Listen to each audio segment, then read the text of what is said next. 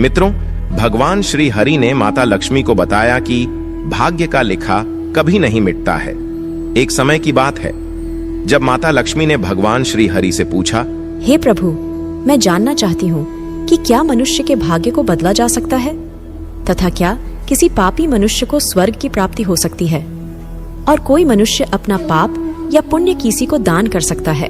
तब मुस्कुराते हुए भगवान श्री हरि कहते हैं, हे लक्ष्मी, आज आपने अत्यंत महत्वपूर्ण प्रश्न किए हैं। इस कलयुगीन मनुष्य को आनंदमय जीवन जीने हेतु इन बातों के पर्याप्त ज्ञान को अवश्य ही स्वीकार कर लेना चाहिए। हे लक्ष्मी, आज मैं आपको इसी विषय में एक पौराणिक कथा सुनाता हूं, जिसके द्वारा आपको सभी प्रश्नों के योग्य उत्तर मिल जाएंगे। मित्रों, अगर आप यह कहानी सुन रहे हैं तो कृपया इसे पूरा सुनें, क्योंकि आधी अधूरी कथा से आपको आधा ही ज्ञान प्राप्त होगा, जो कि किसी विष के समान होता है और समय आने पर वह आपको धोखा दे सकता है।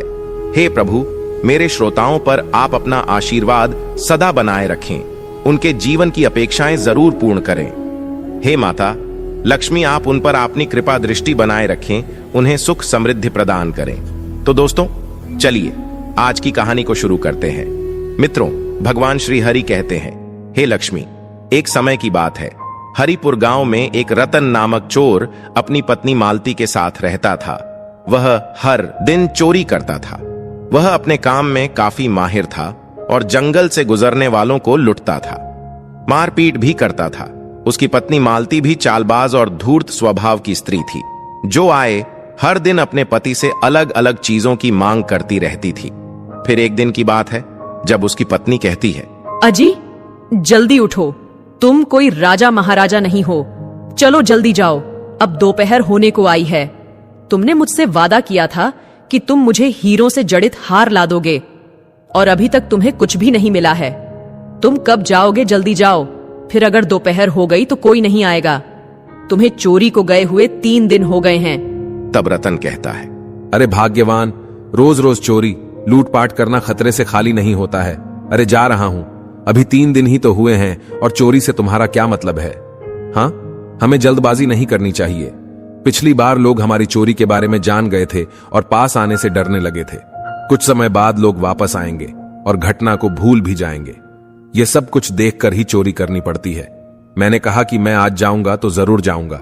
अब तुम मुझे भोजन साथ में बांध कर दे दो। इतना कहकर रतन चोरी करने के लिए जंगल में चला गया और एक पेड़ पर बैठकर लोगों का इंतजार करने लगा।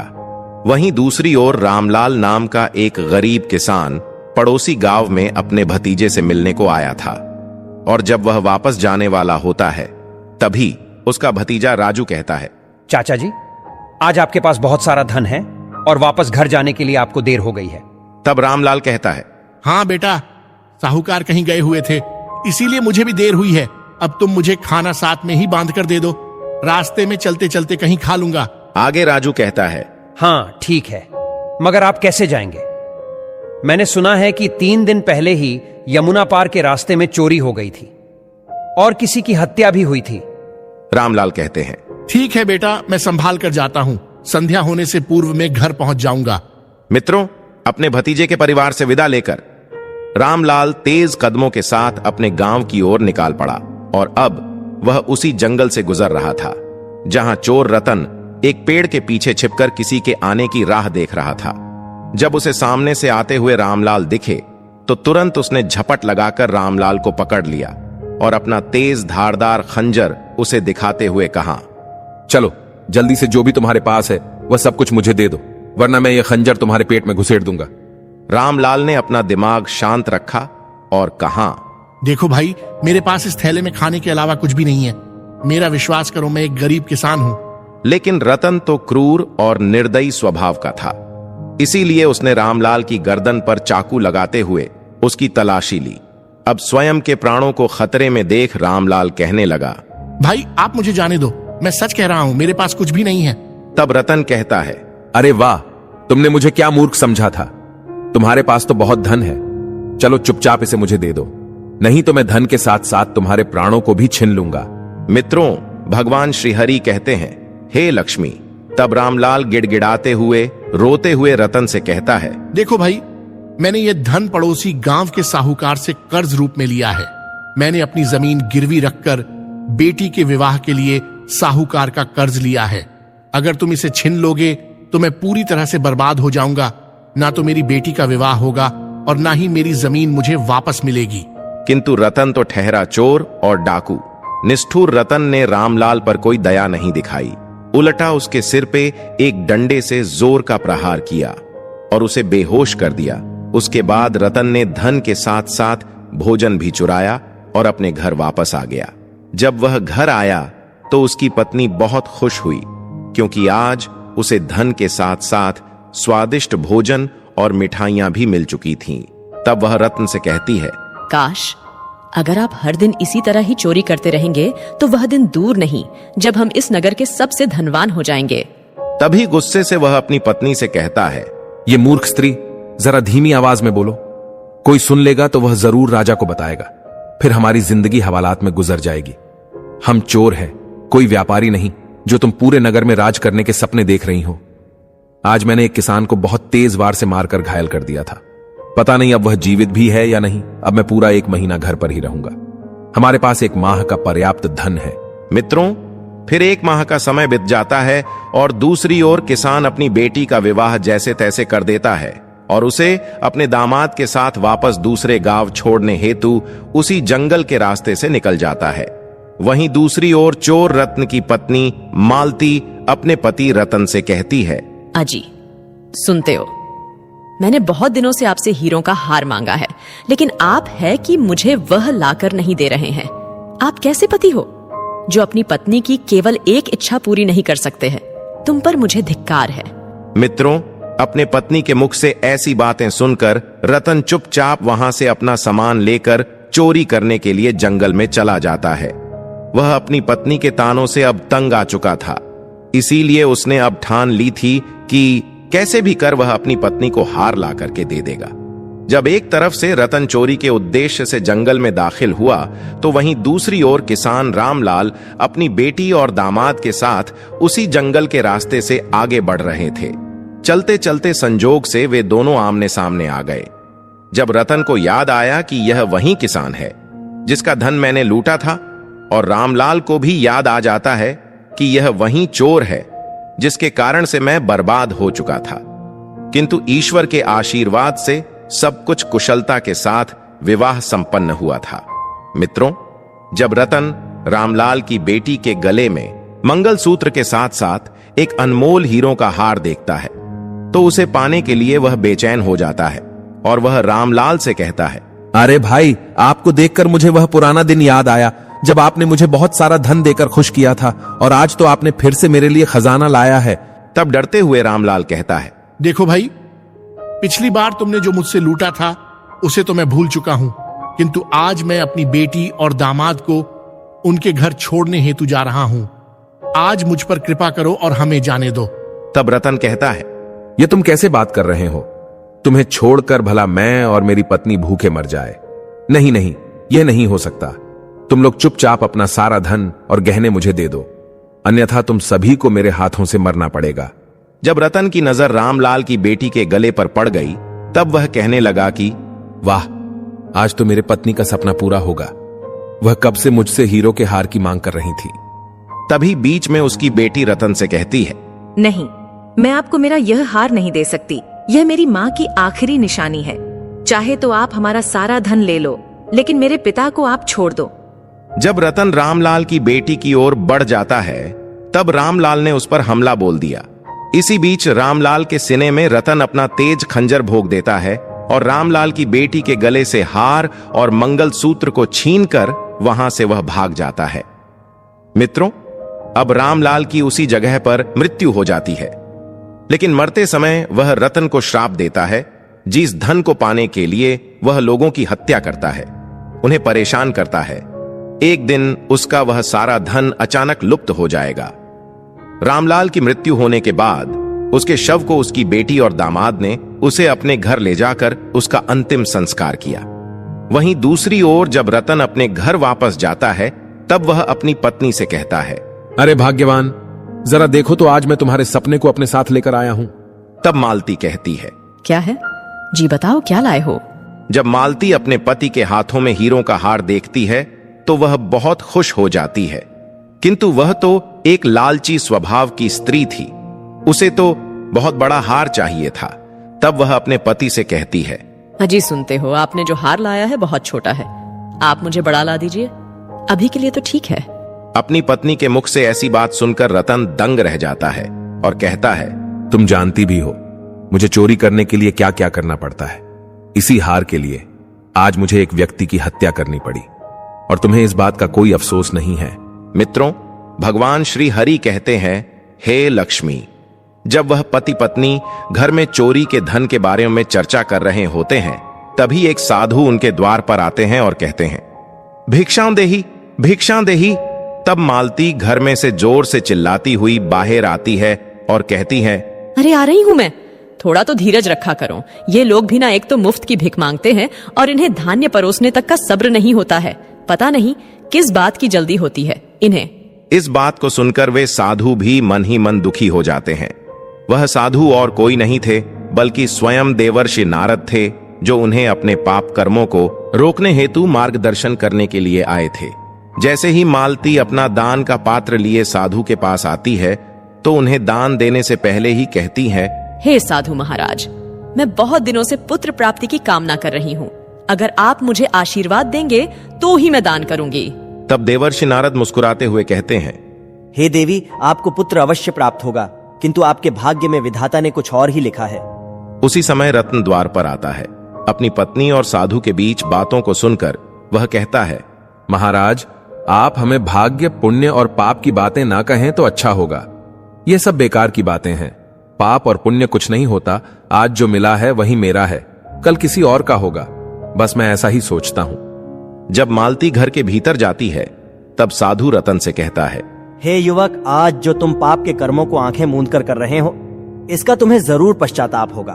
तब रतन कहता है, महाराज, मैं यह सब कुछ मैं अपने परिवार अर्थात पत्नी के लिए कर रहा हूं। तब साधु ने कहा, मगर तुम यह बात ध्यान में रखो कि जिस पापों को तुम कर रहे हो, उस पापों की सजा सिर्फ तुम्हें ही भोगनी पड़ेगी।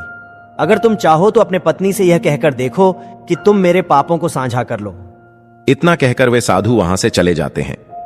साधु की बातों को सुनकर रतन अब अचरज में पड़ जाता है और रात में अपनी पत्नी से कहता है, भाग्यवान, अगर मैं कुछ तुम्हें देना चाहूं तो क्या तुम उसे बिना कुछ सोचे समझे स्वीकार करोगी? तब मालती कहती है, मैं कुछ समझी नहीं और आप जो कहना चाहते हैं वह साफ साफ बताऊं। तब रतन कहता है, हे मालती, मैं साधु के कहे अनुसार मैं अपने पापों को तुमसे साझा करना चाहता हूं। तब क्रोध में आकर मालती कहती है, भला मैं आपके पापों को क्यों साझा करूं? मैंने जीते जी आपके साथ रहकर नरक ही भोगा है और बाद में भी मुझे नरक की यातनाएं नहीं भोगनी है। सभी पाप तुमने ही किए हैं और उनमें से आधा पाप आप मेरे साथ साझा करना चाहते हो। यह नहीं हो सकता। मुझे वो पाप नहीं चाहिए। मैं नरक में नहीं जाऊंगी। अपने पत्नी के मुख से यह बात सुनकर रत्न का मन परिवर्तित हो जाता है और वह अब चोरी का काम छोड़कर खेती में काम करने लगता है। मित्रों, अब धीरे धीरे समय बीतता गया और रामलाल के श्राप के कारण 1 वर्ष के बाद मालती गर्भवती हो जाती है। समय आने पर वह शिशु जन्म लेता है। वह बचपन से बहुत सुंदर, सुशील और होनहार था, किंतु विधाता ने उसकी आयु मात्र 12 वर्ष की रखी थी। अपने पुत्र के होने से रतन और मालती के खुशी का कोई ठिकाना ना रहा। वह दोनों हर समय उसे अपने साथ ही रखते थे। उसे किसी भी चीज की कोई कमी होने नहीं दी। रतन और मालती एक समय के चोर, कपटी और धूर्त स्वभाव के लोग थे। अब वे अपने बेटे की ममता में पूरी तरह से पागल हुए थे। अपने बेटे के बिना उन्हें ना तो अन्न का स्वाद अच्छा लगता और ना ही उसके बिना उन्हें नींद आती। माँ बाप उसे देखकर भूख प्यास भूल जाते। धीरे धीरे बालक बड़ा होता गया। वह बालक इतना प्यारा था कि माँ बाप उसके बिना एक पल भी नहीं रह पाते थे। जब 12 वर्ष की आयु को प्राप्त हुआ तब विधाता की विडंबना के चलते निष्ठुर काल ने, जब वह बालक खेत में खेल रहा था, तभी अचानक उसे एक सर्प ने काटा और उसकी मृत्यु हो जाती है। विधाता ने अब रतन और उसकी पत्नी की खुशी छीन ली। जिस दिन बालक मृत्यु को प्राप्त हुआ उसके बाद माँ बाप के आंसू रुकने का नाम नहीं ले रहे थे। दोनों ने खाना पीना छोड़ दिया और दिन रात दोनों छाती पीटते हुए कहते, पत्थर दिल यम ने हमें जीते जी जला दिया। अगर सुबह शाम उसे खूंटा जाए तो उसे कैसा लगेगा, यह कहकर रतन मालती रोज सिर पटकते हुए रोते। इस तरह अनहोनी को देख रत्न और मालती पूरी तरह से टूट जाते हैं। अब उनके जीवन का सहारा उनसे छिन चुका था। वे दिन रात अपने पुत्र के यादों में खून के आंसू बहाने लगे। फिर एक दिन जब वे दोनों उदास अपने बेटे की याद में स्वयं को तथा भगवान को कोस रहे थे, तभी देवर्षि नारद वहीं साधु के रूप में वहां पधारते हैं और कहते हैं, माई भिक्षां देही, भिक्षां देही। साधु की आवाज को सुनकर रतन और मालती दौड़ते हुए अपने द्वार पर आते हैं और कहते हैं, हे महाराज, आपने कहा था कि हमें संतान का सुख मिलेगा, किंतु अभी कुछ दिनों पहले ही सांप के काटने के कारण उसकी मृत्यु हो चुकी है। तब साधु शांत रूप से उनकी सभी बातों को सुनते हैं और कहते हैं, यह तो नियति का खेल है, आप ईश्वर को इसमें दोष मत दो। अगर आप अपने पुत्र को वापस पाना चाहते हैं तो मैं जैसा कहता हूं ठीक वैसा ही करो। आज रात तुम अपने घर के पूजा घर में सो जाओ और बाकी सब ईश्वर पर छोड़ दो, वहीं सबका भला करते हैं। मित्रों, इतना कहने के बाद वे साधु वहां से चले जाते हैं। अब रतन और मालती साधु के कहे अनुसार रात्रि के समय अपने पूजा घर में सो जाते हैं और थोड़ी ही समय के बाद वहां दो यमदूत आते हैं और उनकी आत्माओं लेकर यमलोक में चले जाते हैं। यमदूत उन्हें उनके पापों के अनुसार विविध प्रकार के नरकों के दर्शन कराते हैं। वहां वे दोनों देखते हैं कि कुछ लोगों को गर्म तेल में डालकर पकाया जा रहा है, कुछ लोगों को सूली पर चढ़ाया जा रहा है, कुछ लोगों को अंगारों पर चलाया जा रहा है, तो कुछ पापियों को कीड़े मकोड़ों की तरह रूंधा जा रहा है और कुछ लोगों को बड़े ही भयानक राक्षस जिंदा ही निगल रहे हैं। यह सभी प्रकार के अनोखी दृश्य देखकर उन दोनों की रूह कांप जाती है। 16 नरकों की यात्रा कराने के बाद यमदूत उन्हें यमराज के पास ले आते हैं। जब रतन धर्मराज के रूप और रंग को देखकर पहचान जाता है कि यह तो साक्षात मृत्यु के देवता यमराज है, तब वह उनसे विनय पूर्वक कहता है, हे प्रभु, मैं क्षमा चाहता हूं। मैंने अपने पूरे जीवन काल में केवल पाप कर्म ही किए हैं, हमेशा लोगों को तकलीफ दी है। मैं जान गया हूं, मैं भी इसी सजाओं का भागी हूं। किंतु प्रभु, मैं अपने पुत्र के बारे में कुछ जानना चाहता हूं कि आखिर उसकी मृत्यु क्यों हुई है और उसने इतनी कम आयु में प्राणों को त्याग दिया। मित्रों, मुस्कुराते हुए धर्मराज कहते हैं, हे रतन, आज तुमने उचित प्रश्न किया है। तुमने आज देखा है कि जो मनुष्य धरती पर विविध प्रकार के पाप करता है तो उसे उसी प्रकार की सजाएं मिल जाती है। तुम्हारा पुत्र यहीं कहीं यमपुरी में होगा। जाओ तुम दोनों उसे ही ढूंढकर अपने मृत्यु का कारण पूछ लो। अब रतन और मालती उसी यमपुरी की भीड़ में अपने पुत्र को खोजने लग जाते हैं और काफी समय तक ढूंढने के बाद भी वह उन्हें नजर नहीं आता है। जब वे थक हार के एक जगह पे रुक जाते हैं, तब उन्हें उनका बेटा दिखाई पड़ जाता है। जब रतन और मालती उसके पास जाते हैं और उससे पूछते हैं, हे बेटा, तुम कैसे हो? क्या तुम्हें हमारी याद नहीं आ रही थी? देखो बेटा, मैं तो तुम्हारे बिना अधमरी हो चुकी हूं। चलो, अब तुम हमारे साथ चलो। हम स्वयं यमराज के इच्छा अनुसार यहां आए हैं। चलो, अब हम तुम्हें अपने साथ वापस ले जाएंगे। अपने माता पिता को वह बालक कहता है, आप कौन हैं? मैं तो आपको जानता तक नहीं हूं। आप मुझे क्यों परेशान कर रहे हैं? आप लोग तो बहुत पापी और अधर्मी हैं। भला मैं आपका बेटा कैसे हो सकता हूं? तब रतन कहता है, बेटा, तुम ये क्या कह रहे हो? तब वह बालक कहता है, जी हां, मैं सच कह रहा हूं। मैं आपका बेटा नहीं हूं। मैं तो उसी किसान रामलाल का श्राप हूं जिसको लूटकर तुमने उसकी हत्या की थी। मैंने उस कर्ज को चुकाने हेतु तुम लोगों की कोख से जन्म लिया था और धर्मराज के आदेश से मैंने मेरा कार्य पूर्ण किया है। अपने ही पुत्र के मुख से ऐसी बातें सुनकर वे दोनों दंग रह जाते हैं और वापस चुपचाप यमराज के पास आते हैं। तब यमराज कहते हैं, अब तुम समझ गए होंगे, भाग्य का लिखा स्वयं विधाता ही लिखते हैं। मनुष्य अपने कर्मों के आधार पर ही फल पाता है। तुमने जो सामान्य लोगों को तकलीफ दी थी, उसी के चलते तुम लोगों यह तकलीफ भोगनी पड़ी है। और जिस किसान की हत्या तुमने की थी, उसी ने तुम्हारे कोख से जन्म लेकर अपनी याद में तड़पाया है। मित्रों, आगे यमराज उन दोनों वापस धरती भेज देते हैं ताकि उन्होंने जिन जिन लोगों के धन को लूटा था उसे वे वापस दे सकें। जब रतन और मालती होश आता है, तब वे अपने सपने को एक दूसरे को बताते हैं और अपना सब कुछ अन्य लोगों को दान करके सन्यासी बनकर ध्यान करने हेतु जंगल में चले जाते हैं। मित्रों, भगवान श्री हरि कहते हैं, हे लक्ष्मी, आपके पहले प्रश्न के अनुसार मनुष्य के भाग्य को बदला जा सकता है। अगर मनुष्य ने जीवन भर बुरे या कुकर्म किए हैं तो वह उसे सुधार सकता है। अगर वह अपने बचे जीवन में पुण्य के कर्म करता है तो उसका भाग्य बदला जा सकता है। हे लक्ष्मी, पापी से पापी को भी स्वर्ग की प्राप्ति हो सकती है। अगर वह किसी अनाथ कन्या का कन्यादान करता है, किसी भूखे को भोजन खिलाता है और समय पर अपनी नीयत को बदलकर धर्म के मार्ग को अपना लेता है। हे लक्ष्मी, कोई भी मनुष्य को अपने पाप और पुण्य को किसी के साथ साझा तो नहीं कर सकता है, किंतु अगर वह किसी के पाप कर्म या पुण्य कर्मों में उसका भागीदार बन जाता है तो वह अवश्य उस पाप या पुण्य का समान रूप से हकदार बन जाता है। हे लक्ष्मी, मैंने आपके सभी प्रश्नों के उत्तर दिए हैं। तब माता लक्ष्मी कहती हैं, धन्य है प्रभु आप और आपकी लीला। तो मित्रों, आशा करते हैं आपको यह कथा अवश्य ही पसंद आई। तो वीडियो को लाइक करें और कमेंट में सच्ची श्रद्धा से जय श्री हरि अवश्य लिखें। आप सभी का धन्यवाद।